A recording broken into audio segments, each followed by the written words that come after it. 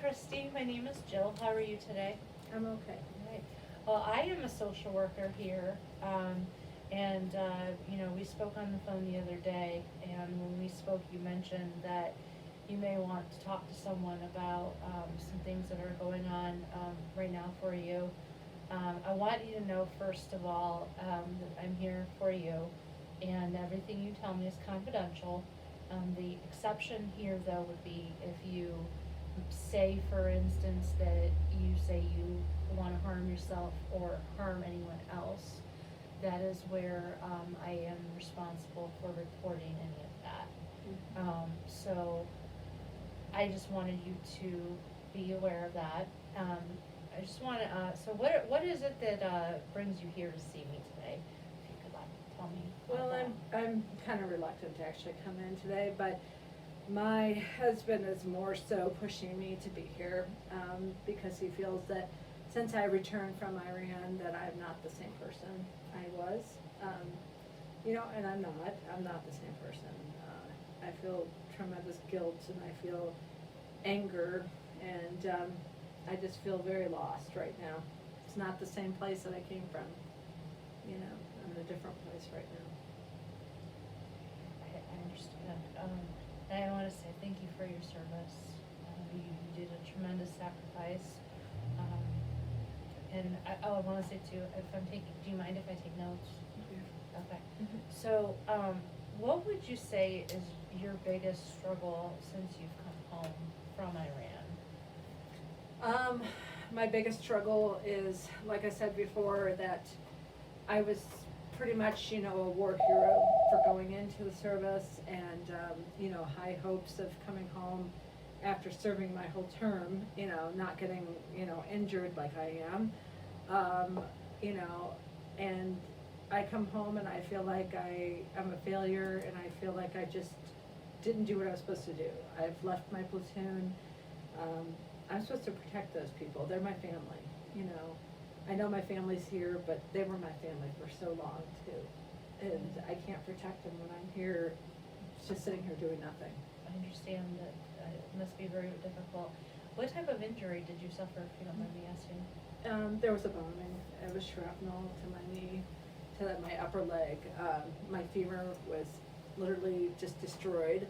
I don't know if I'm going to be able to walk very well again, if at all. I had one surgery right after the injury, but I don't know if I'm going to have to, how many more I'm going to have, or what kind of rehab I'm going to have. So, very up in the air. I'm looking at your intake form and it does show, you've gone through a lot. You've definitely been through a lot. I want to ask, at the beginning here, do you have any thoughts of harming yourself or anyone else? I don't want to do anything to myself.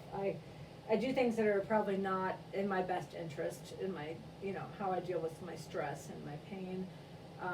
But I don't want to leave, my husband, because he's been my support this whole time. So I don't want to leave him, and our whole plan was that we were going to have kids. I would return and, he's been working so hard and everything. And we were going to get our lives back on track and that possibly start a family. So that's probably not going to happen now, or may never happen, I don't know. Why do you say that it may not happen? Because I don't know if I'm going to be able to be the mom that someone's going to want to be their mom, I don't know if I'm going to be able to take care of a child, and if I can't even take care of myself, I'm so messed up inside, my head just spins all the time with just memories, and I can't sleep at night, I'm exhausted, I hear noises, and I'm always looking around, looking for someone that's gonna hurt me or harm me. And I don't think I don't deserve to be anyone's mother at that point. I understand. Those are valid. What you're feeling is normal. A lot of people who come back from seeing things that are just unimaginable, those feelings, I've heard those before. So you're not alone with feeling that way. I want you to know that. you said your husband is a support system for you, but do you have anyone else, in your support system besides your husband?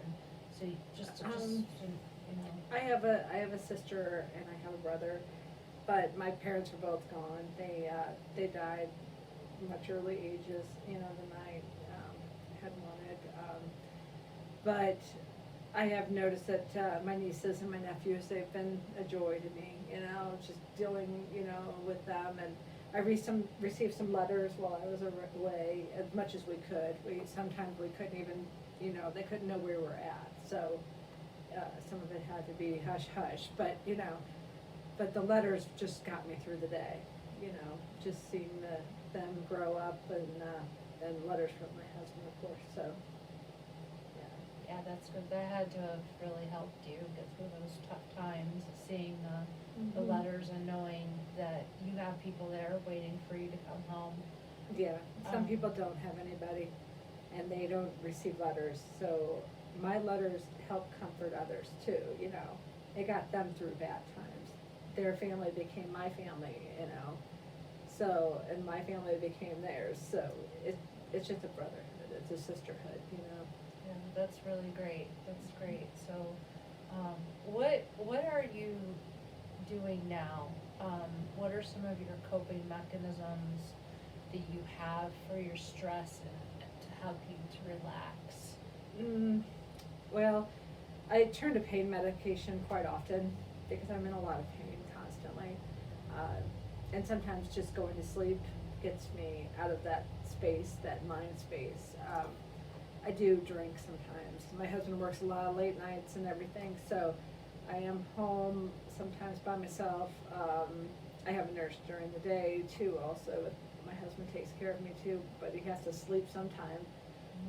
But I do a lot of, I do actually do some things that are beneficial. I do like art, I do like, which I did before, and I like to journal, so thank God I'm not strapped to a bed, you know, I can sit in my wheelchair, I can sit in my, you know, living room chair.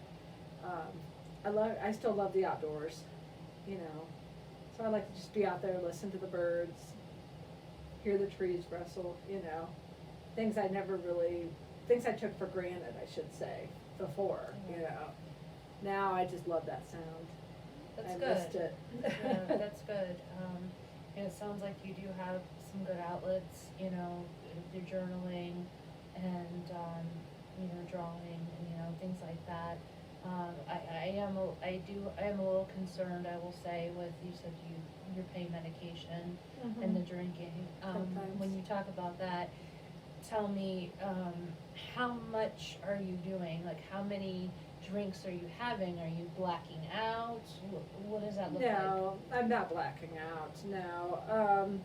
I'm just drinking just a couple beers or whatever seems to be, you know, like I do get around with my wheelchair, so I'm not, you know, I can get around in the kitchen area. Okay. We had the house, a little bit, customized more, so I can get around a little bit better with my wheelchair. Good. You know, which, you know, I feel bad for them having to do that, you know, just for me and, you know, but, you know, I do try to, get around and be active as much as I possibly can, you know. I'm hoping after the surgeries, after rehabs, I'll be able to be out more outside more and take part in life again, you know, go Yeah. places. That's good, and I would encourage you to continue to do what you're doing when it comes to, you know, being out in nature, journaling, drawing, doing those type of things. I would say I'd caution the use of the alcohol and the pain meds, use pain meds only as needed, because that can create a problem. The alcohol use can actually hinder your sleep. You may not get as good of sleep that you could get. You need your rest. Now you're Mhm. rehabilitating. You're trying to heal. Have you tried any kind of deep breathing exercises for stress relief? No, not really, no, mainly it's just take my medicine, I might have a beer, I might have some alcohol, whatever, and then I take my pain meds and then I go to sleep. So it's almost to the point where it's almost like I do black out in a way, but it just, you know, sleep is just where I feel better. Maybe perhaps if you could, maybe try, I can give you, I have some handouts here ready for you, where I can give you, have some deep breathing exercises, maybe try a few nights a week, rather than that beer and the pain meds, maybe you just take, if you need the recommended dose, how much you're supposed to take, and then try the deep breathing exercises. I actually do them occasionally and I end up falling asleep, so you can, it helps relax you, so maybe you can get a deep, better sleep. So would you be willing to try that? Yeah. Okay, Mhm. great. I also think that based on what you're telling me, that you may benefit from a support group, Yeah. talking to your peers, people who are veterans, people who have gone through that situation, would be helpful for you. You can also, the program that I have in mind for you is in Summit County. It's NAMI Homefront. NAMI stands for National Alliance for Mental Illness. Because it sounds to me like you are suffering from PTSD. I'm not gonna say for sure, it's just what it sounds to me like. You know, like I would say a psychiatrist could definitely tell you for sure if that's what it is. But I think for now, talking to your peers, being in a support group would be very beneficial for you. The program is 6 sessions. It's free, and you can, like I said, bring your husband along if you like. If you wanna maybe go to the first session, see what it's about by yourself, and then go from there. How does that sound to you? Would you be interested in doing that? Yeah. Maybe Okay. at this, maybe not right now at this, you know, time, maybe after my surgeries, Okay. you know, and rehabs and that type of thing, yeah. Well, excuse me, I'll give you the information. Okay. You could take that with you. So what I'll do is, I'll give you that information to take home with you. And then, I think that working through the trauma, you know, and your feelings, it's gonna make this easier for you. You know, the fact that you came here today is a great first step.